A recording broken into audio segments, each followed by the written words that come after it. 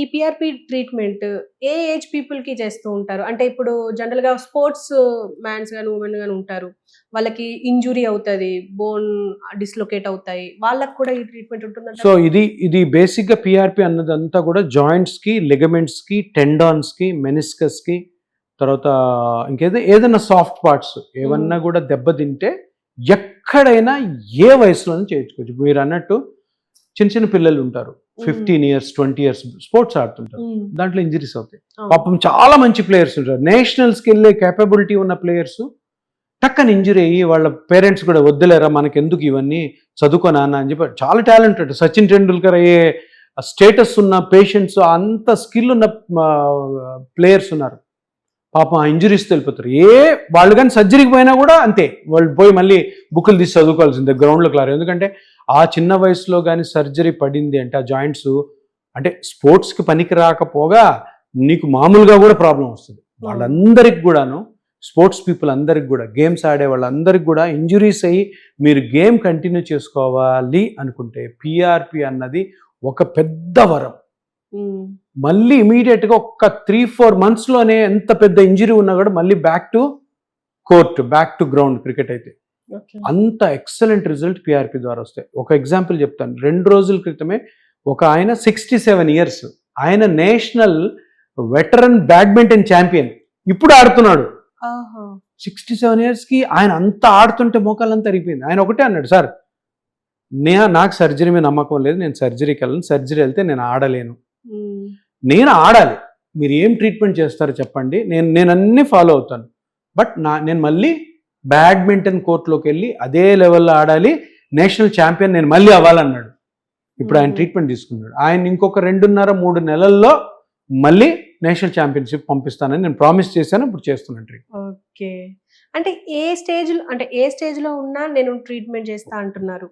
So, ఎంత time పట్టొచ్చు sir? అంటే మొత్తం క్లియర్ అవ్వడానికి, ఆ పెయిన్ తగ్గడానికి? జనరల్గా ఇదంతా కూడాను ఆ డ్యామేజ్ని బట్టి ఉంటుంది, కార్టిలేజ్ థిక్నెస్ని బట్టి.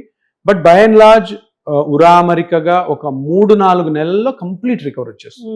3-4 మంత్స్లో కంప్లీట్ రికవర్ వస్తుంది. ఓకే. దీని తర్వాత ఏమైనా దాని తర్వాత జాగ్రత్తలు ఉంటాయి. ఓకే. తప్పకుండా జాగ్రత్తలు, ప్రతిదానికి జాగ్రత్తలు ఉంటాయి కదా. అదే. ఏ పని చేసినా కూడా జాగ్రత్తగా చేసుకోవాలి, జాగ్రత్తలు కంటిన్యూ చేయాలి. అవి ఓకే. చిన్న చిన్నవే ఉంటాయి. అవి ఆ హ్మ్. చిన్న చిన్న జాగ్రత్తలు చేసుకుంటే హ్యాపీగా మీకు మళ్ళీ నొప్పి రాదు, మీరు ఆపరేషన్కి వెళ్ళాల్సిన అవసరం ఉండదు. సార్ ఇప్పుడు ఈ బీపీ, షుగర్ అంటారు అండ్ క్యాన్సర్ ఉంటుంది. ఇప్పుడు ఈ టైంలో కూడా ఈ ట్రీట్మెంట్ చేసుకోవచ్చంటారా? పీఆర్పీ ట్రీట్మెంట్ అన్నది మీ ఓన్ బ్లడ్లోని సెల్స్తోనే బయట నుంచి ఏ కెమికల్స్ వాడకుండా చిన్న ఇంజెక్షన్ చేసే ట్రీట్మెంట్ కాబట్టి మీకు ఏ జబ్బు ఉన్నా కూడాను హ్యాపీగా ఈ ట్రీట్మెంట్ తీసుకోవచ్చు. ఏ జబ్బుకు కూడాను పీఆర్పీ అన్న ట్రీట్మెంట్ అడ్డంకి కాదు.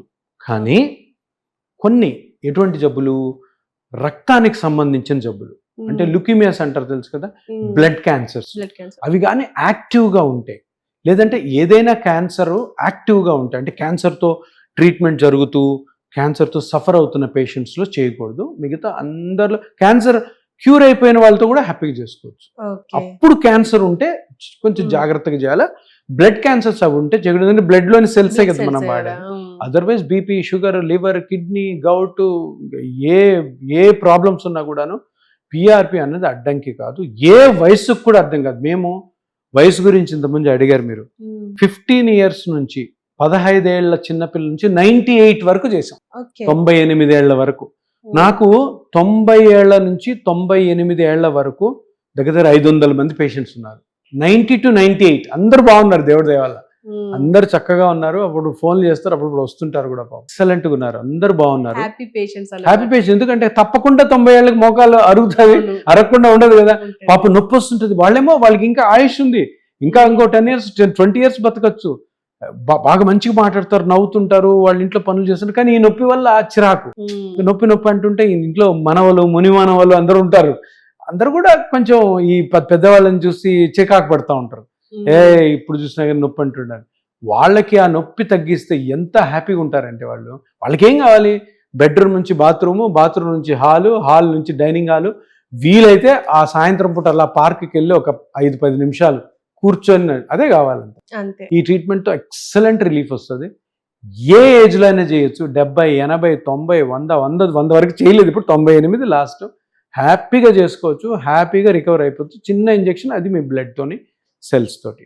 సార్ ఫైనల్‌గా మీ ఎపియాన్ గురించి చెప్పాలి అండ్ పీఆర్‌పీ గురించి చెప్పాలి అంటే ఏం చెప్తారు? ఇపియాన్ ముఖ్య ఉద్దేశం ఏంటంటే, ఇట్లాగా దీర్ఘకాల నొప్పులు ఏవైతే వయసు రీత్యా వస్తాయో, దీర్ఘకాల నొప్పులు ఏవైతే గేమ్స్ ఆడుతుంటే ఇంజురీస్ వల్ల వస్తాయో, వాటికి ఆపరేషన్స్‌కి వెళ్ళకండి. వెళ్ళనివ్వకుండా ఈ పీఆర్‌పీ పద్ధతి ఏదైతే ఇపియాన్ కనిపెట్టిందో, దాని ద్వారానే మీరు 100% రిజల్ట్ శాశ్వతంగా మీరు చేసుకోవచ్చన్న ఒక్క విషయాన్ని మీ మనసులో పెట్టుకొని మీరు 10 మందికి చెప్పండి.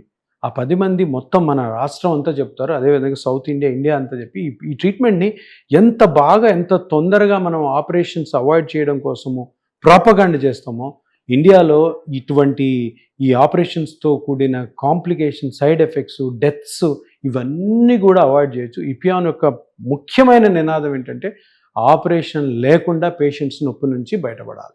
అండ్ ఫైనల్ ఇంకో క్వశ్చన్ ఏంటంటే, అంటే ఖర్చు ప్రతి ఒక్కరు ఆలోచించేది ఖర్చే. అంటే ఒకవేళ సర్జరీకి వెళ్తే ఎక్కువ అవుతుందేమో అని చెప్పేసి భయపడే వాళ్ళు కూడా చాలా మంది అలాగే ఉండిపోతారు ఆ పెయిన్ ని భరిస్తూ. అండ్ ఇటు కూడా అంటే ఇపియాన్ అంటే అబ్బో ఈ పిఆర్పి అనేది పెద్దదేమో, ట్రీట్మెంట్ పెద్దదేమో, అంటే చిన్న ఇంజెక్షన్ తో కాస్ట్లీ ఏమో అని చెప్పేసి అంటారు. అంటే కాస్ట్ అంటే మిడిల్ క్లాస్ ఫ్యామిలీ అంటే భరించేటట్టే ఉంటుందంటారా? ఏం లేదు, సింపుల్. మనం ఇప్పుడు ఇపియాన్‌లో పీఆర్‌పీ ట్రీట్మెంట్ అన్నది కనిపెట్టింది ఎందుకు? ఆపరేషన్ వద్దని. ఆపరేషన్ ఖర్చుతో పోలిస్తే సగం కంటే తక్కువ ఉంటుంది. సగం కంటే తక్కువ. ఇపియాన్‌లో నిజంగా మీరు గాని డబ్బులు పెట్టుకోలేని పరిస్థితుల్లో మీరు ఎంతకు అడిగితే అంత ట్రీట్మెంట్ అంటే నిజంగా డబ్బులు లేని వాళ్ళ గురించి చెప్తున్నాను. పూర్ పీపుల్ ఉంటే ఫ్రీగా కూడా చేసిన రోజులు ఉన్నాయి మనకి. ఓకే. అది కూడా చేయకపోతే మన సమాజంలో మనిషిగా బతకడం అన్నది ఇది. సో అందుకని ఎప్పుడు కూడా ఇపియాన్‌లో ఈ మనిషిని బట్టి ఛార్జింగ్ ఉంటుంది. యాక్చువల్‌గా దాని ఛార్జ్ మేము చెప్తాము. కొంతమంది వాళ్ళు కట్టుకునే వాళ్ళు కట్టేసుకుంటారు. ఎవరైతే పూర్ పేషెంట్స్ ఉంటారో వాళ్ళకి తప్పకుండా డిస్కౌంట్ ఉంటుంది. తగ్గించే చేస్తాం. కానీ మీరు అడిగిన సమాధానానికి ఆపరేషన్‌తో పోలిస్తే చాలా చాలా తక్కువ రేట్‌లో, చాలా చాలా కష్టాలు లేకుండా, ఏ కష్టం లేకుండా బయటపడొచ్చు. Okay sir. Thank you. And all the best sir. And ఇప్పటివరకు చేసిన వాటికి కూడా congratulations. Thank you very and much. ఇంకా ముందుకు వెళ్ళాలి అని మేము కోరుకుంటున్నాం. ఇలాంటివి ఇంకా చాలా చెయ్యాలి అనుకుంటున్నాం. Thank you sir. Thank you very much. So చూసారు కదా, మోకాల నొప్పులకి కానీ, జాయింట్ పెయిన్స్‌కి కానీ మనం ఎంతమంది బాధపడతారో, ఈవెన్ మన ఇంట్లోనే ఉంటారు. మోకాల నొప్పితో బాధపడుతూనే మన కళ్ళ ముందనే వాళ్ళు లేవలేకపోతారు, కూర్చోలేకపోతుంటారు. కానీ వాళ్ళని చూస్తూ మనం ఉండడమే గానీ, అసలు దీనికి ఎలాంటి ట్రీట్మెంట్ ఉంటదో అని చెప్పేసి చాలా మంది భయపడుతుంటారు. అండ్ నీ ప్లేస్ సర్జరీ అని అంటే చాలా మందికి ఈ సర్జరీ అంటేనే భయపడుతూ ఉంటారు. ఇంజెక్షన్‌కే భయపడే వాళ్ళు సర్జరీకి భయపడరా? సో ఇలాంటి వాటికి కూడా చిన్న ఇంజెక్షన్‌తో మళ్ళీ ఆ మోకాల నొప్పిని తగ్గించే ప్రయత్నం చేస్తాం అండ్ జాయింట్ పెయిన్స్‌ని తగ్గిస్తాం అని చెప్పేసి ఎపియాన్ మేనేజింగ్ డైరెక్టర్, ఫౌండర్ మనతో చెప్తున్నారు. సో ఇది ఇవాళటి డాక్టర్ ప్రోగ్రామ్.